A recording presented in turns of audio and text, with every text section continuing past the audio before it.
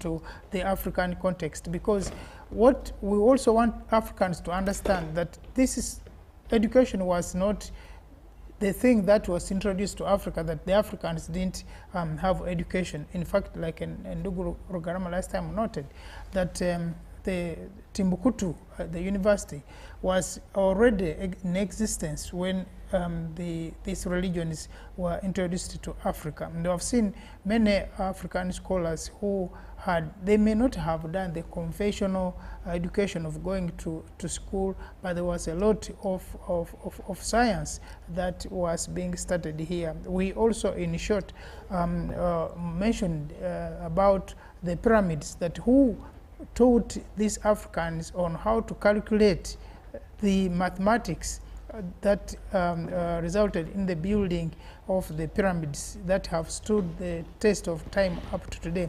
And there is a lot of mechanical engineering behind that we are now discovering today, that it was not only building pyramids. I mean, what would pyramids be built? What would be the purpose? But there is a bigger purpose, and I think one time we shall sit here to discuss about the big purpose that was behind the engineering of the pyramids, and we'll discover a lot of things that sometimes we take for granted or we have never taken trouble to think about. Ndugu Rugarama, you are welcome to the program.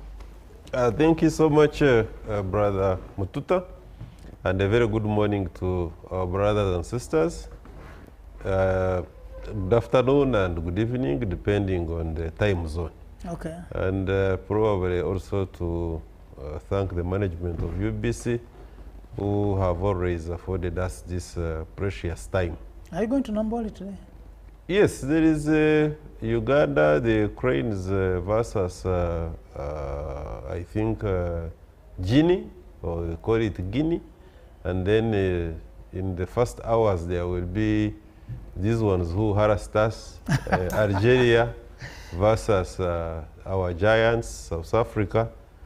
Of course, we all know the people we are supporting in this case.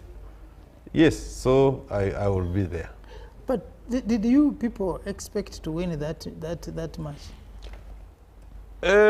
Uganda. Football is football until the last whistle. Yeah, absolutely. And two, Uganda is, especially the Cranes, when it comes to Nelson Mandela Stadium, which we popularly refer to as Nambore, has got a habit, a very good habit of disciplining the so-called giants when they come to our own home turf.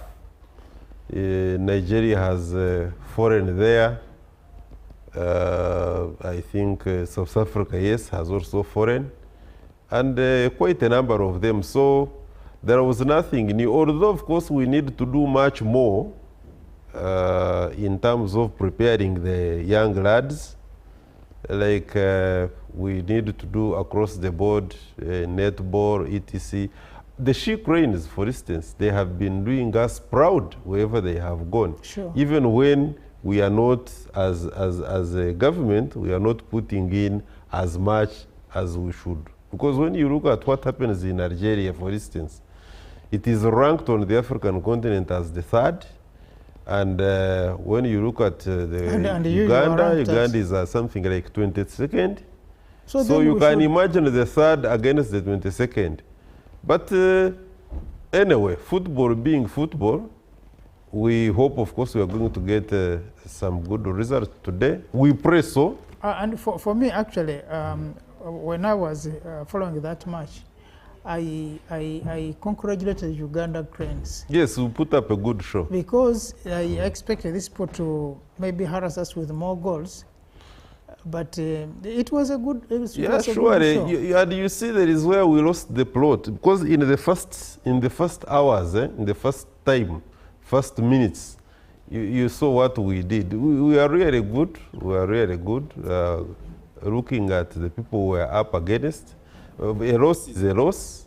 We take it in good faith. It's a learning lesson. Sure. We hope to do better. Yeah, I know Uganda will be doing better. And we're taking time off to this because it is part of us. It is the African thing. So we're having many Africans here. Kenya has been fined. They didn't manage. So now that goes to our own funds. the citizens of Uganda and those who are coming to support the cranes. Since it will be here, we can also, if we don't take, the good thing is that we are doing well in terms of discipline. Kenya has been fined lots of money. We are talking about millions of dollars. Sure. Because they didn't care about the VVIPs. They also didn't care about other people who had come to watch football. And especially in the stadium, the certain around the border person came inside the stadium and did all sorts of fujo. So I hope we don't reach there. That is Kenya for you. But you can see it is that is something that we can guard against. I know, and that's why many people are complaining about police guidelines. I heard this morning one was saying, they're even saying we shouldn't go with the fufuzelas, and if we don't go with the fufuzelas, yes, there is a list. What type of business? No, there is a list of the items which they have rejected. Yeah. Like they have talked about vuvuzelas. I think psychologically, these vuvuzelas, although it was innovation during the World Cup in South Africa, personally I also have issues because there is a way they impact negatively on the concentration of the players. And that noise, it's really a noise, and I don't think it is good noise. The whistle can only be for the referee. Not even the linesmen have a whistle. It is only a center referee with a whistle. So I think let's comply with that, and it is very important that we do, because vuvuzela really, all that is destruction. The fans would think that that's part of the noise. That is expecting the stadium. Because we can generate our own noise, by the way. We can generate our own good noise. I wish this Kibirango was here to tell me about this. But anyway, that is what is happening, and I think it is going to be interesting. But it's also, of course, important to have discipline. And Ugandans are known for discipline. Interestingly, I think on the whole, Uganda, when it comes to sports, we are very, very, very disciplined. And I think looking at football in particular, or sports, by the way, is what unites all Ugandans across the divide. Sure. Because whether you are these political shades, it doesn't matter. We are talking about religion today. Yes, exactly. I saw people putting on different jerseys. It doesn't matter whether you are of a political or whatever political orientation here in Uganda. It doesn't matter which religion. Those of us who claim to belong to certain religions, and we can even fight and kill for them. When it comes to sports, we all seem to get united. Exactly. Whether by convenience or what, it's good. Yeah, so for viewer, it was necessary to talk about some of the things because they're happening on our continent of Africa. Africans are enjoying this period. And let's also be conscious, but also respectful. And, you know, Ugandans are known for being peaceful people, being respectful, being accommodative, but also especially to visitors. So outside the Nambole Stadium, let people, also the visitors, enjoy the serenity. And also, Comrade Mututa, I wish they can take those people who have been participating in NRM primaries, all of them. Be taken to Nambole. Who takes them now? No, the leadership, because you see what was happening there. Probably if they can go to Nambole, they will cool down. Because what happened in NRM primaries, my friend. Yeah, but even if they went to Nambole, they will not. I was sorry to go to this. But even if they went to Nambole, they will not learn anything, because the problem is not. The problem. That and what is coming from the tribunal now, the problem is not that people have not accepted the losses, because the Swahili say asiyokubali kushindwa sio mshindani. If you cannot admit that you have lost, then you are not a competitor, a good competitor. So loss can only be accepted if it's a genuine loss. It's a genuine they loss. Have hit you 3 goals. The people I am not happy with are the ones who cheat, and after cheating like it was this time around in our own party, the NRM primaries, And then they turn around and say, no, you have been defeated. Please, handsomely accept the defeat. Not like that. You can't accept a rig. This is being rigged. And yeah, viewer, so we had to digress into this because football is now happening here in Kampala, and it's good that the three East African countries sat together and agreed to co-host this match. And like you were saying, these people should be taken to Nambole. Africans should also be brought now into the sports to see what can happen when we put our efforts together. Uganda alone could not host this. Kenya alone could not do so, neither could Tanzania. But because of the togetherness that the leaders agreed and exhibited and put their efforts together, we are also able to do this. Let me and tell I think you, it's something to learn for the Africans, that no one will be able, will prosper alone without the neighbor. Thank you very much. Yes. Are you aware that even United States of America, and by all standards, it can bid and host successfully, like it has just concluded hosting the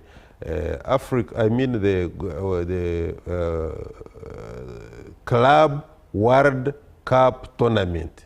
Sure. But they have, I think they bidded with Canada to host the World Cup. It should be Canada and United States of America and Canada. I don't know if any other country, but I think those two. You can imagine, Canada alone can host it. But you see, strength is in coming together. Exactly. And whoever doubts that, therefore, is at a very big risk. Now, for me, if we can move from, if we can learn from sports, if we can now learn from Nambole and graduate that into other areas of development, the East African countries coming together can do a lot. Now, what about Africa? If Africa all came together to do one thing, after all, we have been winning this World Cup, by the way. Africa has been winning this World Cup. When you look at it, the Africans in Brazil have been the highest. Brazil as a country has taken the World Cup the highest number of times. The Africans in France have been taking this World Cup. So really, for us, we have been taking this World Cup. The challenge is, and I think the president of the Republic of Rwanda talked about it, when you take Africans out of the African setting, they perform. When they are under the tutelage of somebody else, they perform. When they are under their own tutelage, they fail to perform.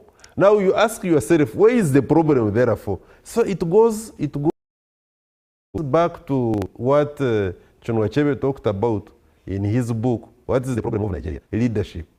It means we have got to work on the leadership. The concept of leadership is very, very, very important. That if we are used to this business of master-servant relationship, that when you are under a master who is different in terms of skin and probably orientation and is tutoring you, you perform better. When it is your very own, you don't perform. That must change. And change as soon as yesterday. Again, back to our discussion. You now usher us into the discussion of religion and what Africa has benefited from religion. Now, one of the things that you are looking at today is also connected to that. That to the extent some people are saying, maybe colonialism has had a better angle when it comes to telling Africans what to do, much as they were being amputated, they were cutting their limbs and everything. But they were able to move faster than when the fellow Africans now come in to lead them. Now, one of the issues of religion we were discussing last week is education. And today, because our time is going, we have a few minutes to the end of this program.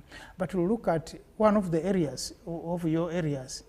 Because when education was introduced, one person sent to me a write-up and was saying that among the social benefits that were brought to the Africans was including the legal system that was based on the Western ethical framework, which was intertwined with the religious teachings and shaped governance and social organization. Now, you come from a legal background, and we are now being told that part of the education then was that teaching Africans, including you guys who went to school, the so-called landmen and women, the land friends.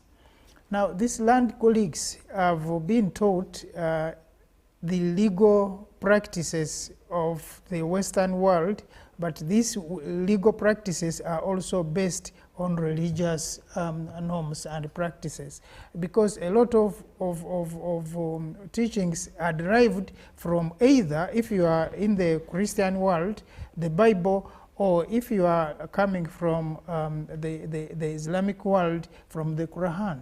And you have seen these parallel systems if you are using the Sharia law, or you are using the other European law, call it whether the common law, or all these other laws that have existed. So, do you think the Africans, of course, it's not whether they had or not they had, the legal system of Africa compared to the Western, the world system, are there any comparisons? Are there any differentiations? You see, last time, Comrade Mtuta and our esteemed viewers, I shared my humble opinion, and I will add on to what I had shared with you, that this habit of the Africans now trying to compare ourselves with the Europeans, especially the colonizers, and coming up with the conclusion that the colonizers did us well because they brought education, and this education also went into the way we govern ourselves, that is the political leadership, but also the legal regime. And also making an argument that we probably didn't have a properly constructed legal regime, sure, that we actually needed the white man's way of administering justice, is not only unfair, to use just light language, but if you will allow me the latitude, I will also use a phrase that it is myopic of those who are advancing such arguments.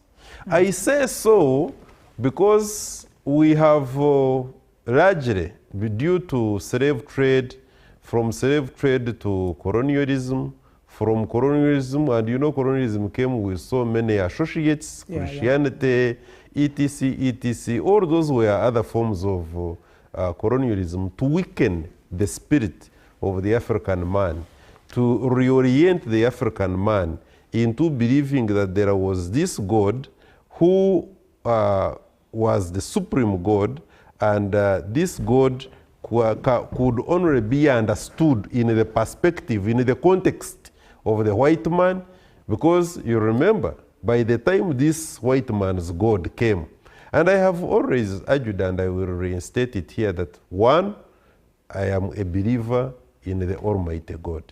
I know for a fact that God exists.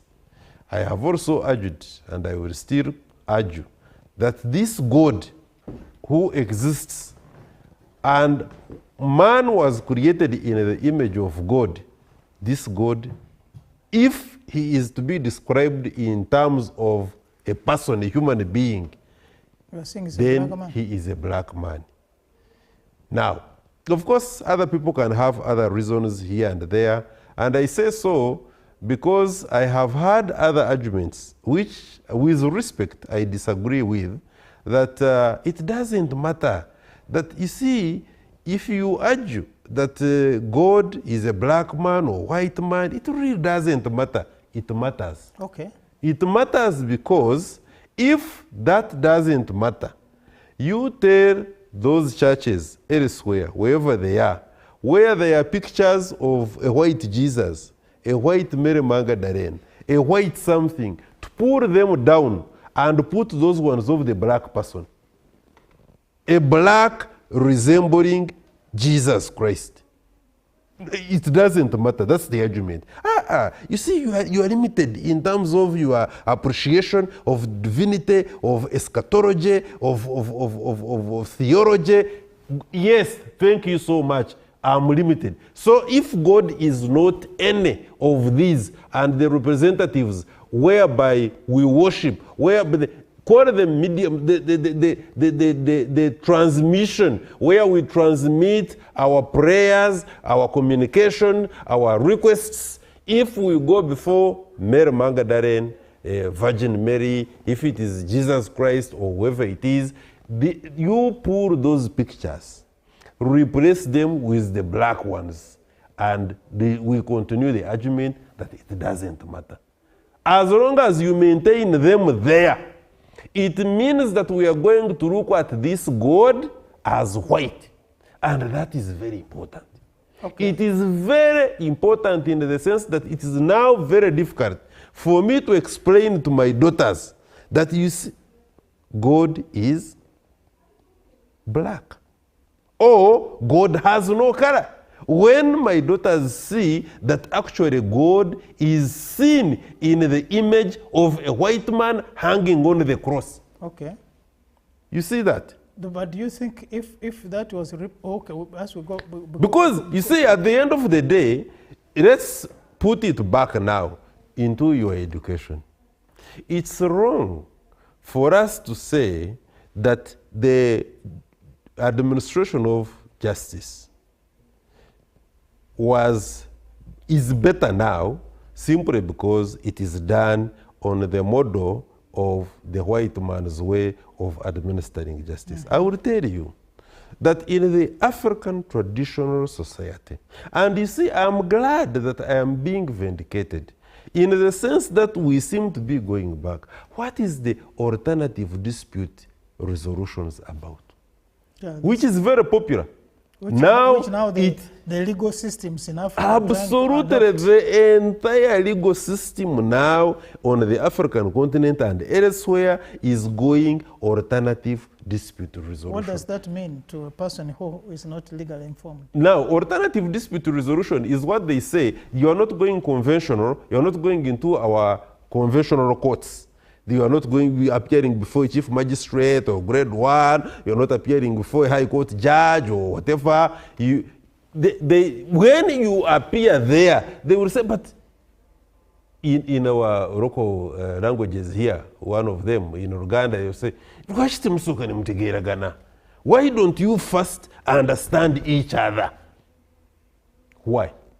It is because you should have started from there and even never gone to the conventional, so-called conventional courts in the first place. Reason is you find that you look at the backlog. If, for instance, this amount of backlog we have, land, you go to land, High Court of Land Division, you look at the backlog. Everywhere, be it criminal, do you know the amount of backlog in the criminal division of the High Court? Do you know the congestion in prisons? But when in actual sense, if you allowed the traditional way of handling some of these disagreements, I can assure you would be better off. I'll make you laugh. In one court, the magistrate was presiding over court. And there was the issue, not that I believe in witchcraft, of course. There was the issue that caused the stamp in court. This man was saying, this woman has bewitched my children. They are not going to school and they are always sick. Then the chief magistrate was like, that my court does not have jurisdiction Over witchcraft. over witchcraft. And if it is witchcraft, then you have to look for a different court, not this one. And then you said, then the woman said, but why are you having a headache? The magistrate said, who told you have a headache? Then the woman said, if you don't believe in witchcraft, then think twice. So I'm told, because I was not in the court, then the woman said, so you mean you have also bewitched me? But say your court does not has no jurisdiction. So that is where the case ended.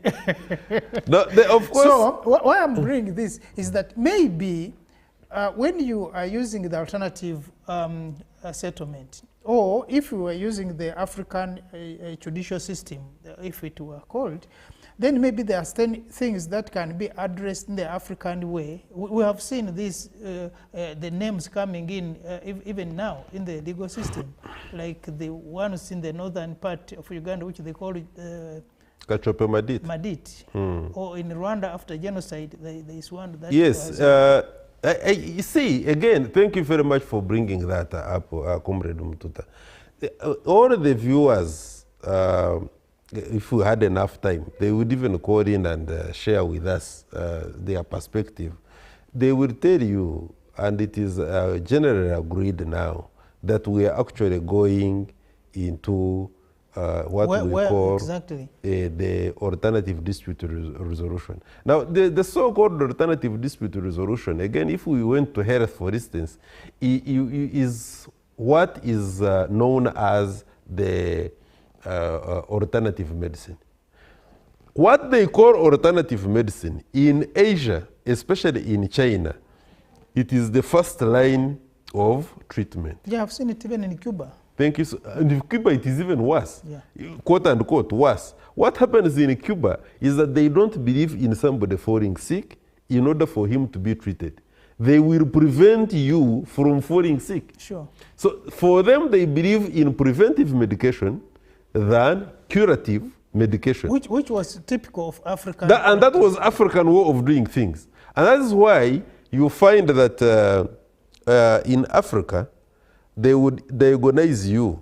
You see, somebody who rubbishes our science is simply ignorant. The African mother would look at a young woman of 2 weeks, pregnant. I'll say you're pregnant. Even before the young girl has realized that she's pregnant. Sure. Now, that level of science was out of this world. At the same time, they would, an African man would tell that it is going to rain today in the morning and it rains in the evening. An African person would tell you that it is going to be a dry season by way of how the natural habitats of the wetland, the frogs and other related reptiles are migrating from the area and invading the home. So therefore, Africa had the best of the education systems and it was rudely interrupted by the white man. For that, he should not be forgiven. And that is why I usually tell the comrades that treat the white person with a suspicious eye. Because I don't think a fruit does not fall far away from the mother tree. Those things that were done by the great-grandparents of theirs, the children now, it's very likely are following in the footsteps, after all, with imperialism. What do we expect? But what is of critical importance here, especially in line with what you have just asked, is this. That the Kachope Madit in northern Uganda, do you know the amount of disputes between the people of northern Uganda. These arrangements of coming together, discussing in large gatherings, helped in Rwanda. By now, the amount of cases they took to, is it the East African Court of Justice, is it the African Court of Justice, is it this one in the ICC, all of them, at least a good number of them, have not been disposed of. You can imagine how many years ago we are talking about the crimes that were committed in 1994.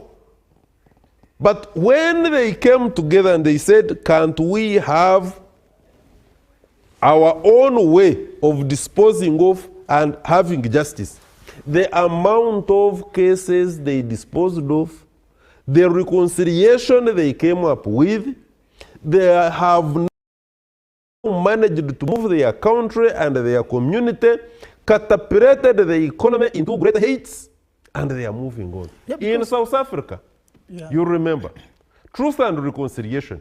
If they had held on for far too long in the after effects of appetite, where would they be?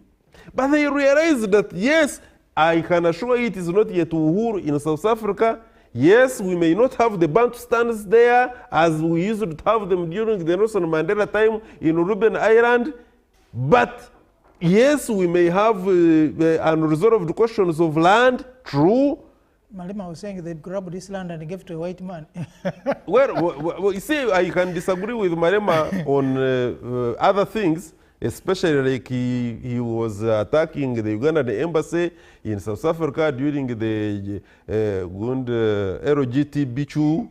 But I can assure you that on the issue of land, on the issue of economy, the economy of South Africa being in the hands of the Guptas, and now you saw Trump with his Elon Musk, because they have got interests in South Africa, they were quizzing Ramaphosa. You know, they had to invite him. Ramaphosa went running to the White House, and of course they are now trying to discuss. I mean, he's not the only one. You saw what happened to Zelensky. Exactly. And they were very blunt about it. You saw, of course, the honorary uncle Paulo Kagame and Tshisekedi. They are like, they have to go there and sign the pact. But you see, anyhow, the point really we are talking about is that the kind of education system which we praise the colonialist, or for that matter, now the imperialist, for having introduced.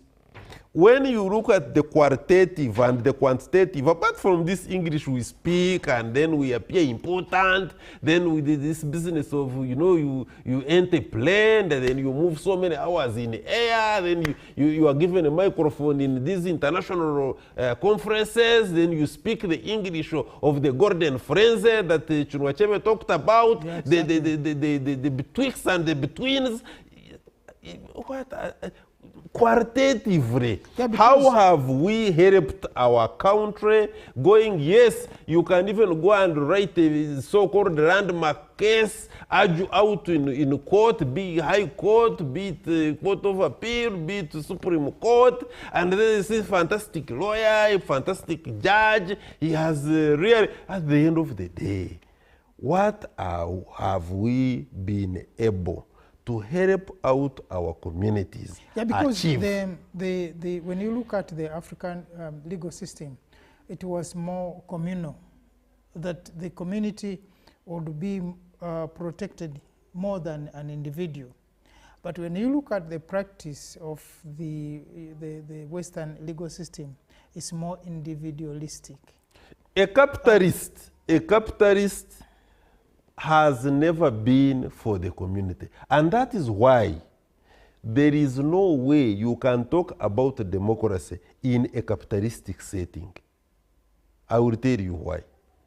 The kind of education system that was given to us, the kind of justice which we claim to dispense to people or community, is not a reflection of democratic principles. In a capitalistic setting, which Uganda is in, we can only talk about man eat man. We don't give a damn. We don't care what happens to the next neighbor.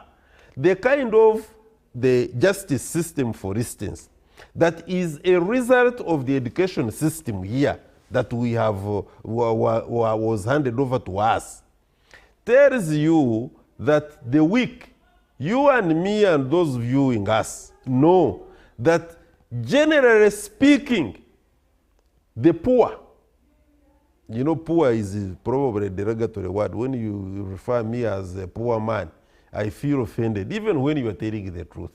You see, that is the unfortunate thing. But I feel offended. Yeah, but now, there is no way you can gain, just, not by the way, not necessarily, because we have got, I can tell you, we have got, sometimes, even in this system of ours, justice system of ours, which we are here critiquing, we have got fantastic judges. They are there. Not all of them, but a good number of them are there and ready to dispense justice.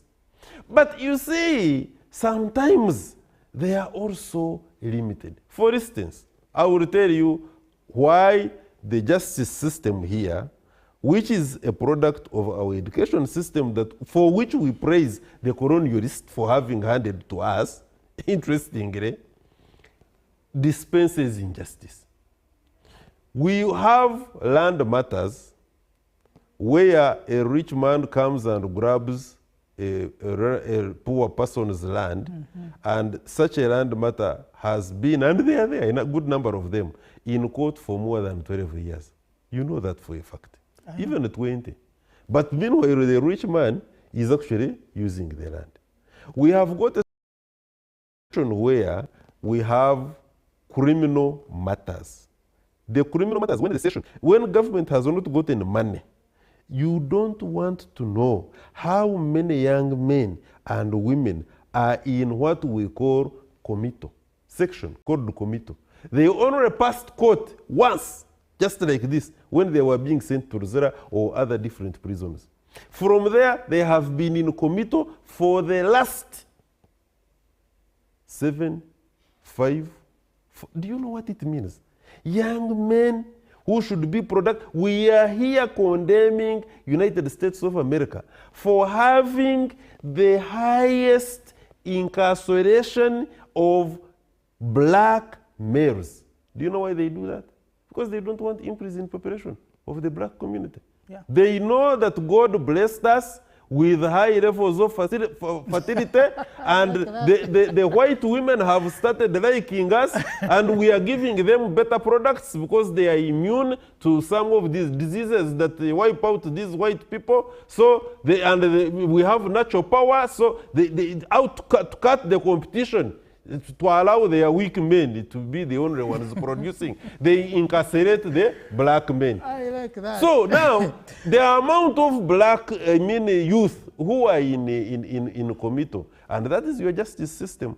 Criminal division, if there is no money, government has not given money to our high court judges, and also to look for money, because they usually provide the so-called free lawyers. There is nothing like a free lawyer. Yeah, so they have to pay them.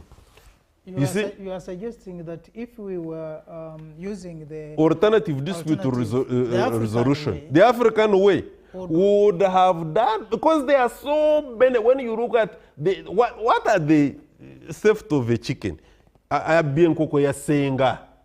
Why has the young man stolen the auntie's chicken? Or the aunt has stolen a bunch of matoke from the neighbor. Is it to feed her family? And yet Africans had an issue with that. When I was growing up, I was back in a village, that when you are coming from school and you are very hungry and you have a plantation where there are ripe bananas, yes, you just go and eat. But and that is not stealing. Exactly. And that's why I have always urged those who claim they take us to International Criminal Court or justice, that Uganda has exploited the resources of DRC. We can't steal from a neighbor. If I come to your wardrobe, I pick a suit and I put on, and you meet me on Kampala streets, I don't have to inform you.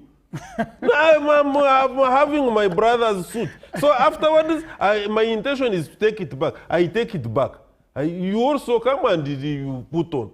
It's okay. Uganda cannot steal from DRC. It is the Belgian, it is the American, it is the English that can steal our timber, can steal our mineral, gold, diamond from DRC. For us, we go there to partake of what rightfully belongs to us. We can't be taken anywhere.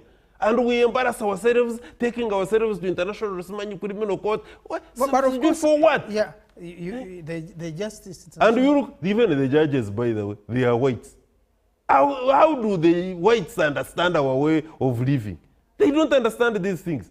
We cannot steal from each other. Because your African courts are not.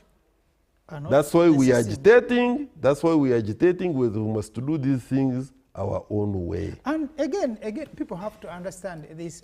When we are talking about religion having a hand in all this, we are saying that part of the problem is also to do with the religion, because at some point later we'll look at the divisions that religion has caused, even in the African society, that you cannot even be allowed to marry from your neighborhood because they are Catholics and you are Muslims, or because they are Muslims, they are Shias, for example, taking Uganda, which we were colonized by the British, and you go to Westminster. There is the Westminster Abbey, the church where they take most of these guys where they do their weddings, and next to it you have the House of Commons, the lower parliament, and then also next to have the upper parliament. You also have the residence, the Westminster Palace, and you also have the plot 11. Is it plot 10? Plot 10. Plot 10. So in the same locality, the same compound. What does that mean? It means that religion and politics at this particular moment are intertwined. And if the sending people to Africa to go and colonize, they will begin with the mind and the religion. And then you again go back to your letter that the King Leopold wrote to the missionaries in Congo, that Africans already knew God, so there was nothing to do with teaching them. The explorers had already given them that information. So in this legal practice also, does religion teaching affect us in learning, in practice of our legal practices? Yes, and let me tell you, and I have got nothing really personal against anybody, but I will tell you that we have got such things as Uganda Catholic lawyers something. I wouldn't be surprised if there was such a thing as Uganda Anglican lawyers something. Or members of parliament. You see, now you see, because when we are discussing some of these things, by the way, we sometimes some of us are not able to guard against sentiments. That you divorce yourself from sentiments and you just look at the big picture. Yeah, sure. The big picture is that we are thriving on division. The white man, by the time the white man came with his religion here, he had already partitioned God. Because I would tell you that God had been partitioned into Presbyterian by those who believed that he was Presbyterian, that you could not talk to God unless you talk to him through the Presbyterian prescribed way. The Roman Catholics, the Italians, the French, etc., they had petitioned God and looked at God only in the lenses of the Roman Catholic.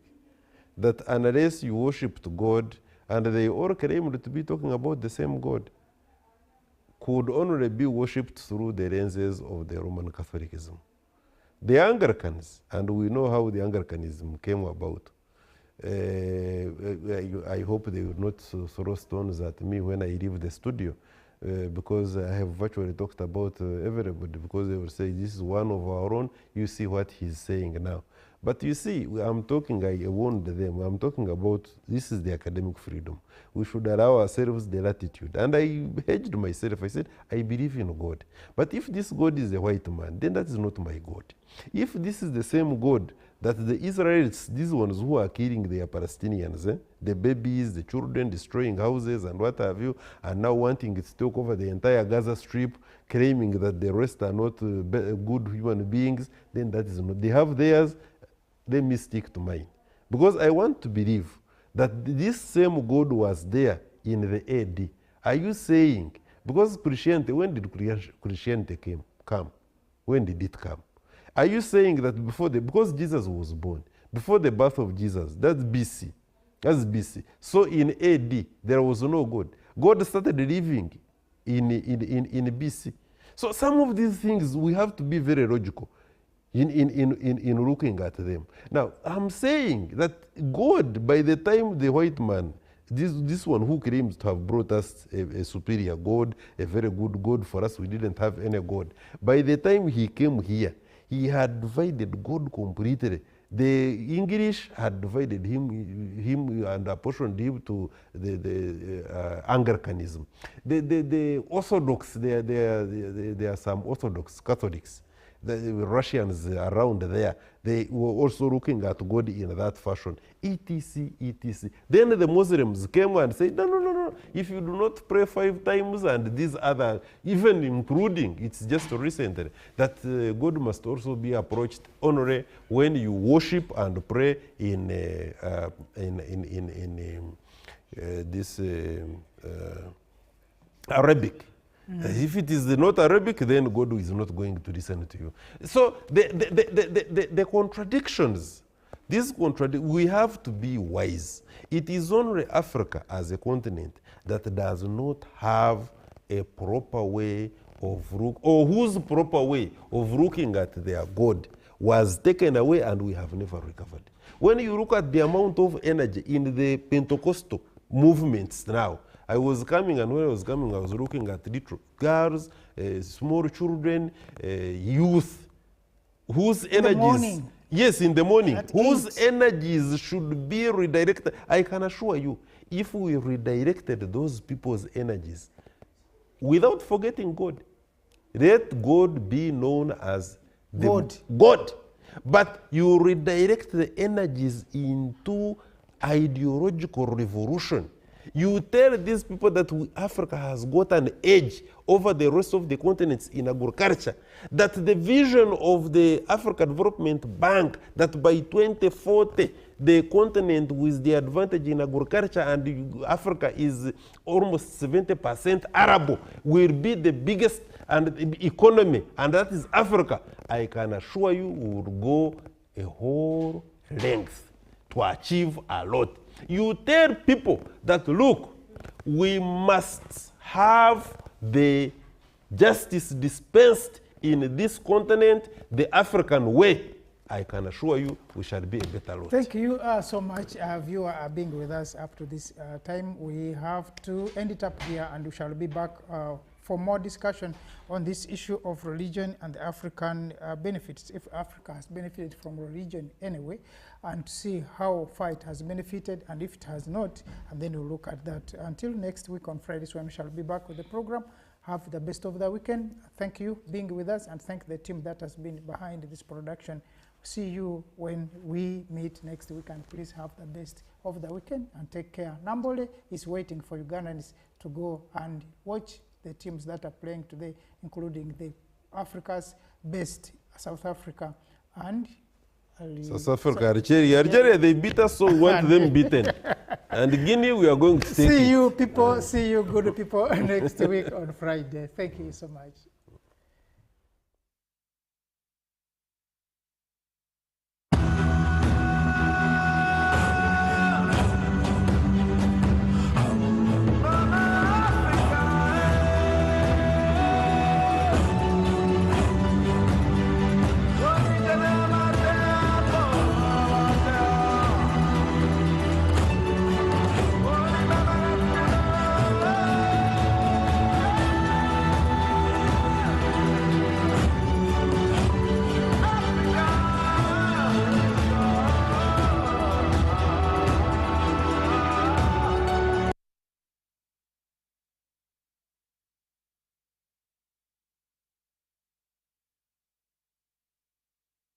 taxation is a bit complicated, and the only way to demystify it and make it as easy to understand and to comply with is through engagement. Is there a limit to the number of cars a returning citizen is bringing into Uganda?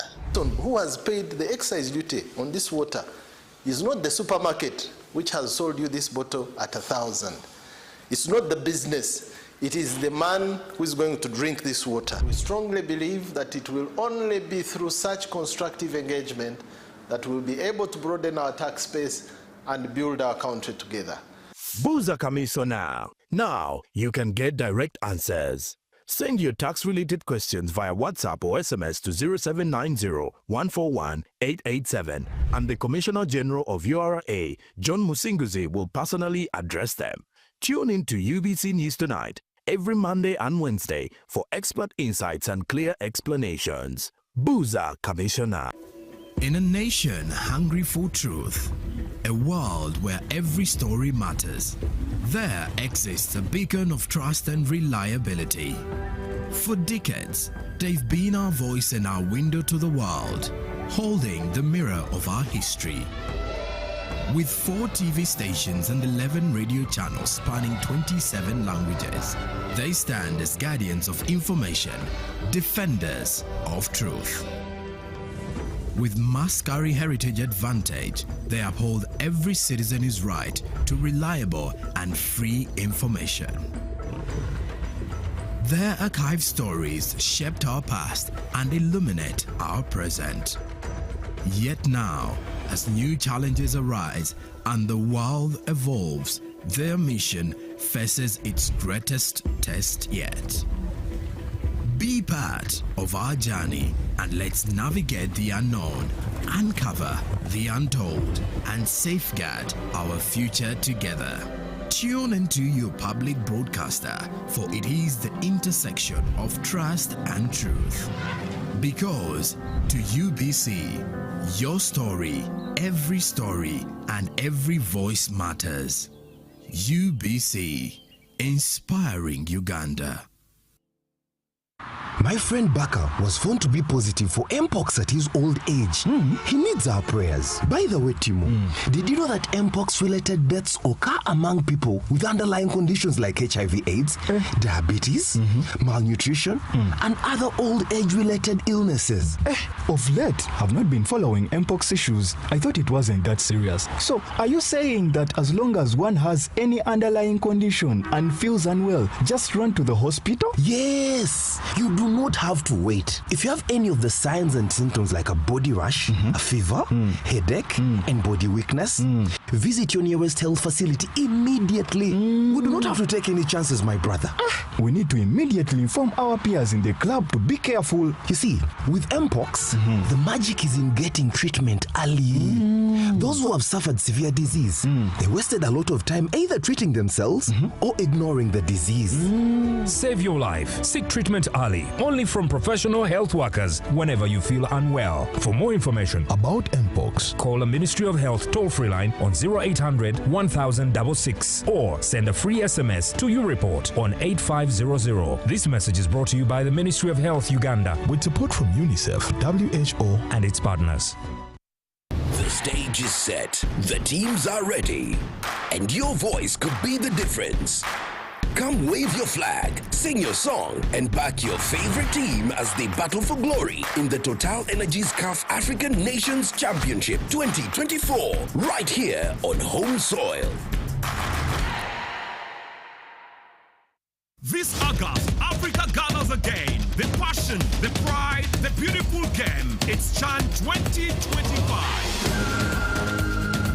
And the heart of the action, Uganda, the Pearl of Africa stands ready. Not just with a world-class stadium, but with open arms for every African African nation. Nambole and its floodlights are already welcoming. From Kampala to Karamoja, our stadium is set. The pitch is perfect, the stage is built, and the spirit of Uganda is unmatched. Come feel the rhythm, test the warmth, and witness hospitality like no other. Uganda welcomes all of Africa for a CHAN like never before. CHAN 2025, unity, passion, victory, and it's all happening right here in Uganda. Don't just watch history, be part of it.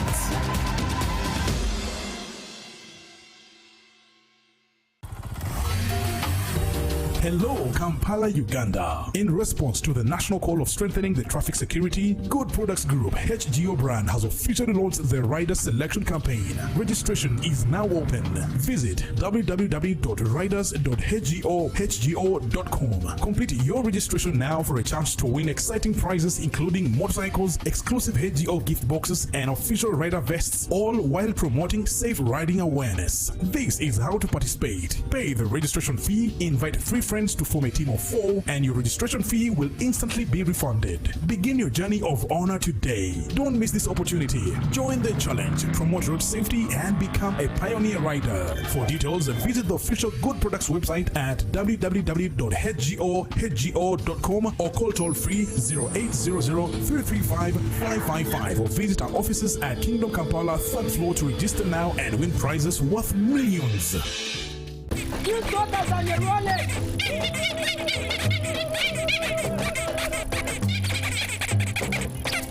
Bobby, again! What's this drama? Drama? Colleagues, elections for special interest groups are calling. SIGs, elections. Youth, PWDs, elderly. It's time to vote for our leaders. June through August. From village to parish to district to nationals. Youth, PWDs, elderly. It's time, go vote your leaders. No! Elections are supposed to be peaceful. Easy vote, okay? Youth, elderly, and persons with disabilities, it's time to choose our leaders. Let's show up and participate in the special interest group elections. Starting June through August this year. Your vote, your voice. My vote, my voice. This message is brought to you by the Uganda Electoral Commission. Step into a world of excellence, comfort, and pride with Royal Foam Furniture, crafted to perfection right here in Uganda. We bring you state-of-the-art living room furniture and bedding products at affordable prices. Our wide variety of mattresses include orthopedic, pillow top, spring mattresses suitable for institutions like hotels, and many others for home comfort. With every piece telling a story of royal excellence, our products are built with the highest quality materials made to last. Experience royalty with Royal Foam Furniture, proudly made in Uganda, so buy Uganda and build Uganda. Visit our showrooms at Ginger Road, Chambogo Junction, Bukoto Chisasi Road, and on Victoria Mall, Entebbe, on the 1st floor. When you want to relax your body and refresh your mind, welcome to Hotel La Confidential, Aroa's premier destination for luxury and comfort. The only hotel in Aroa City offering a serene atmosphere, breathtaking scenery. Come and discover our exclusive wellness club with packages that include a fully equipped gym, a rejuvenating sauna, steam bath, and a great sky blue swimming pool. For events, our state-of-art conference halls and versatile event spaces are perfect for hosting shows, wedding receptions, birthdays, and more. Come and enjoy our cinema hall and unisex saloon, all designed to meet your entertainment and grooming needs. Bring your family and let your kids splash around in our beautiful kids water park. We are located on Aroa Pakwachi Highway in the heart of Aroa City. Don't wait. Visit us on www.hotelconfidential.com or call us on 0761 688 181. Musumba Ezekiel okuva Kenya, musajja wa Katonda, Mukama amukozesa. Mujje mu crusade egenda okubeera ekirombe, manye obulamu bwamwe tebugenda kusigala kyekimu. Uganda, are you for the biggest revival explosion. New Reference Center the Church presents a revival hearing crusade by pastor and an international evangelist, Ezekiel from Kenya. Shine, shine, shine. You shine and you shine and you in the name of Jesus. It will be held from 13th to 17th August 2025 at Zambia Chirombe Grounds, Kampala. Time 8 a.m. Come and take your miracle. Mwenna abantu b'ekirombe mwenna abali awo mujje mu lukuŋŋaana. The Lord will seriously bless you. All you are welcome.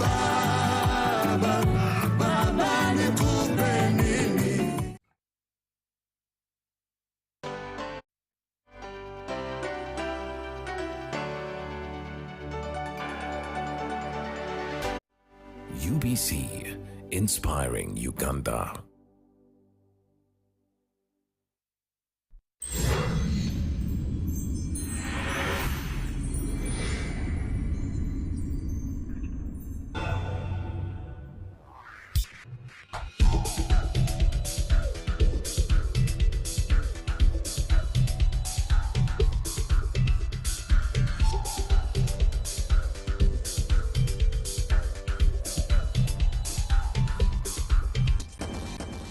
Qualified, professional, and compassionate doctors talking real solutions to real health problems.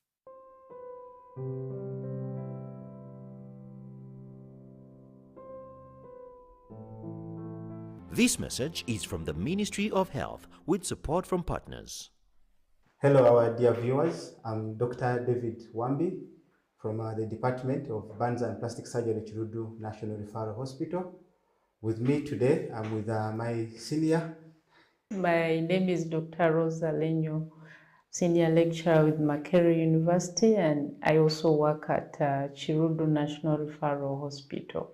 So our topic today, we're going to have a discussion about burns and plastic surgery at Chirudu National Referral Hospital. So the type of surgeries that are done under our department are quite many. However, we shall list a few of them.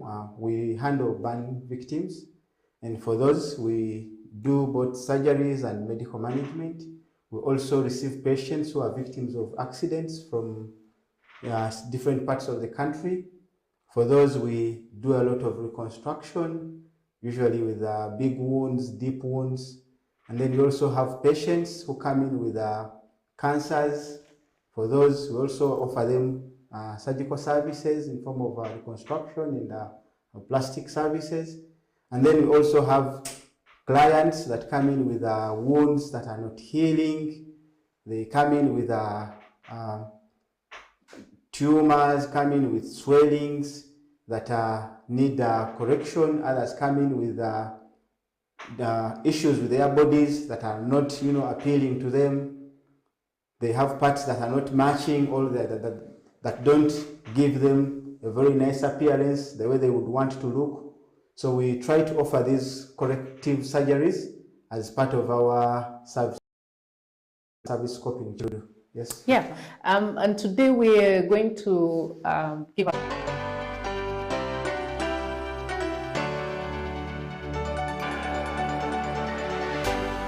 UBC, inspiring Uganda.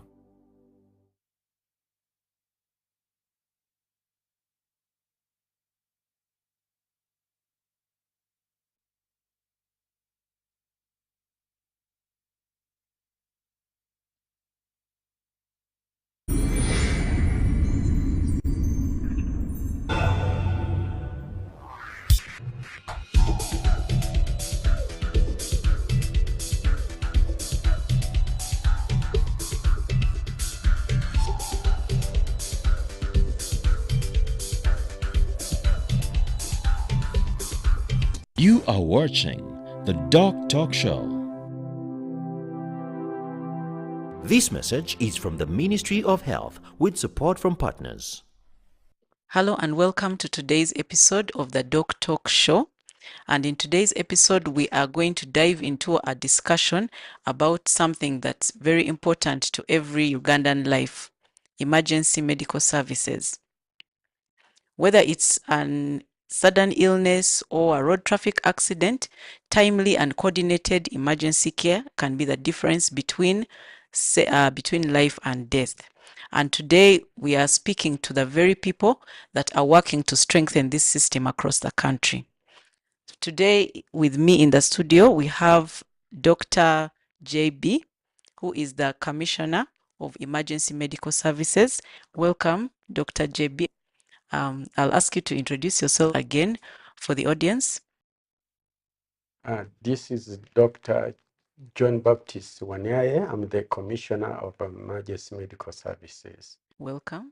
I'm honored to be hosting this episode, which is touching on a very important subject. So we are going to kick off with understanding what emergency medical services are all about. And I'll welcome our Commissioner, Dr. JB, to tell us what is EMS and why is it important. Yeah, thank you, Dr. Kamara.